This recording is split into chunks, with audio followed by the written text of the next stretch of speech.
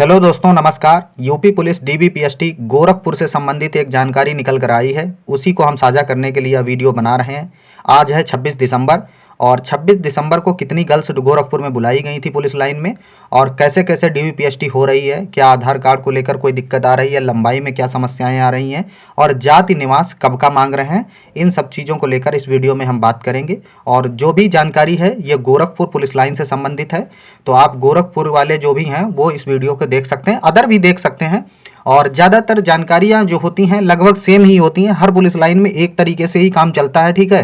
बस कुछ चीज़ें उपलब्ध कहीं पर होती हैं, कुछ चीज़ें कहीं पर नहीं, उतनी सुविधाएं नहीं मिल पाती हैं, कुछ पुलिस लाइन में उतनी सुविधाएं नहीं मिल पाती हैं। तो मैं गोरखपुर की बात करूं, सबसे पहले आपको एंटर होना है, ठीक है, गेट से।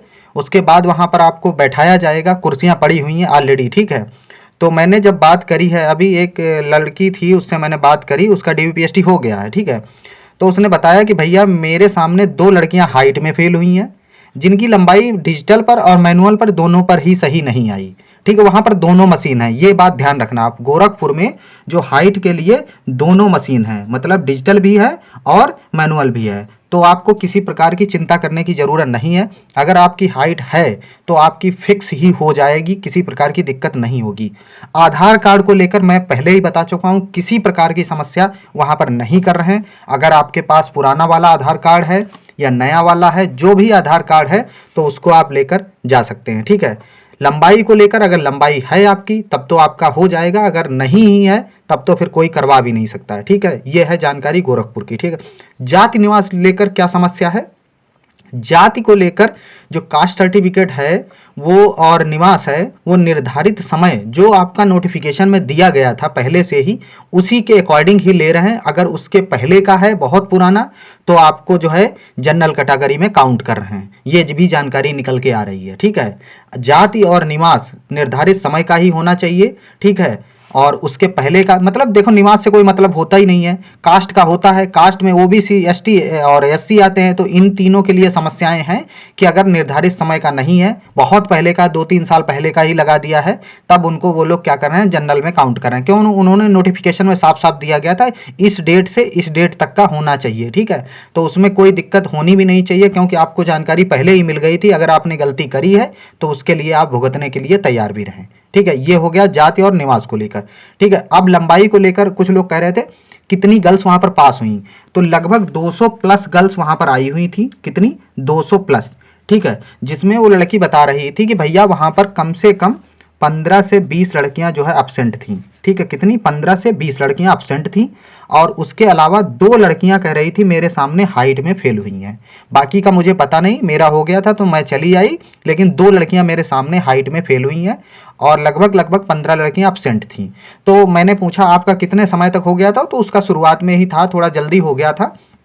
तो मैं मानता हूं कि लगभग अगर 15 लड़कियां मान लो एब्सेंट थीं, तो लगभग 10 से 15 लड़कियां और बाहर हो गई होंगी, ठीक है। 10 से 15 और बाहर हो गई होंगी, तो ओवरऑल हम 30 लड़कियां मान रहे हैं टोटल बाहर हुई होंगी। कितने में से?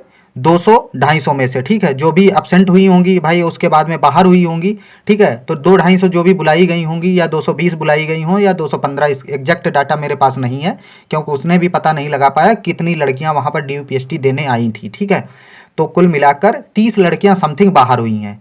अब 30 लड़कियां कितना परसेंट है 200 का, तो आप समझ सकते हैं कितना हुआ, ठीक है। इसका विश्लेषण करके हम आपको बाद में बताएंगे कि कितने परसेंट लड़कियां फेल हुई रही हैं जो है डीबीपीएसटी में। और अभी रनिंग तो बाकी ही है, अभी तो डीबीपीएसटी ही चल रहा है, ठीक है।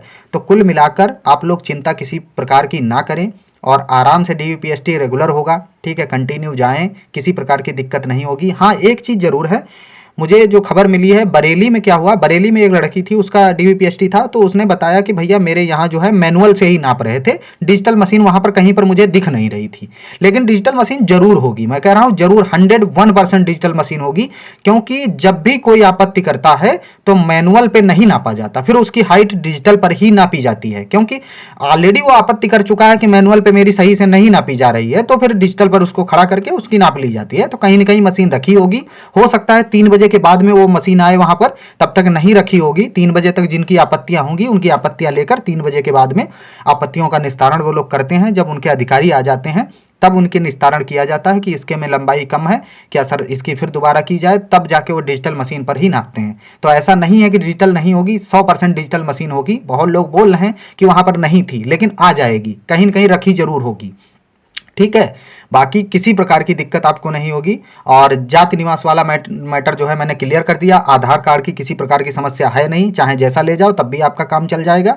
जाकर सबसे पहले थंब, उसके बाद में 2-3 जगह आपका डॉक्यूमेंट वेरिफिकेशन, उसके बाद में हाइट और वेट गर्ल्स का होगा, उसके बाद में आपसे साइन करवा के सब कुछ डाटा फीड कर देते हैं तुरंत ही कंप्यूटर पर, और उसके बाद में तुरंत आपको भेज देते हैं बाहर।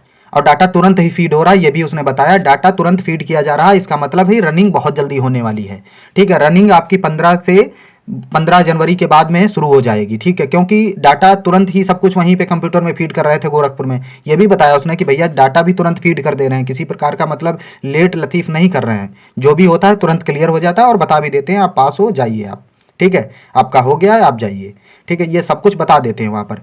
तो आप लोग जाइए DVPST दीजिए और उसके बाद में मुझे बताइएगा कि कैसा क्या कहाँ पे चल रहा है। बाकी एक वीडियो हम बनाएंगे अभी, उसमें मैं बताऊंगा कई सारी पुलिस लाइन का डाटा जब मुझे मिल जाएगा तो एक वीडियो बना के डालेंगे, जिसमें हम बताएंगे कितनी कितनी लड़कियाँ कहाँ पर पास हुई हैं, कहाँ पर कितने फेल हुई हैं, ठीक है। जब मिलेगा, मैंने बताया था कि अच्छी खासी लड़कियां DVPST में स्किप करेंगी, उसके अलावा लड़के भी स्किप करेंगे। अभी तो ये लड़कियां दे रही हैं DVPST, लड़के आएंगे तो वो भी अच्छे खासे फेल होंगे, हाइट में फेल होंगे, चेस्ट में फेल होंगे, उसके अलावा DVPST स्किप भी करेंगे, अच्छे खासे लड़के बाहर हो जाएंगे। लास्ट तक जाते जाते मुझे लग रहा है कि 1 लाख ही बच्चा बचेगा लास्ट तक रनिंग के बाद में, मात्र 1 लाख बच्चा। मैं तो अनुमान लगाया था 1,10,000, लेकिन मुझे नहीं लग रहा है कि 1,10,000 बच पाएगा। मुझे लग रहा है 1 लाख के आसपास ही बच्चा बच पाएगा लास्ट में, इसलिए कट ऑफ बहुत कम जाने के चांस रहेंगे। बहुत ज़्यादा कट ऑफ भी नहीं बढ़ेगी, जितना कम बच्चा होगा उतनी कम कट ऑफ भी बढ़ेगी, ठीक है। रनिंग के लिए रनिंग आप करते रहो जितनी कर पाओ सही से, क्योंकि रनिंग ही मोस्ट इंपॉर्टेंट अब बचा है आपके लिए DVPST के बाद में। जब भी आपकी DV हो जाएगी उसके बाद में 10-15 दिन बाद आपकी रनिंग भी हो जाएगी, ठीक है। जो भी जानकारी मिलेगी इसी चैनल पर हम शेयर करते रहेंगे आपको, तो आप लोग इस चैनल को सब्सक्राइब जरूर करें और टेलीग्राम को जरूर ज्वाइन कर लें। वहाँ पर हम कुछ चीज़ें हैं डालते रहते हैं लगातार, जहाँ की अपडेट मिल जाती है वहाँ की मैं उस पर शेयर कर देता हूँ, ठीक है। धन्यवाद। जय हिंद, जय भारत।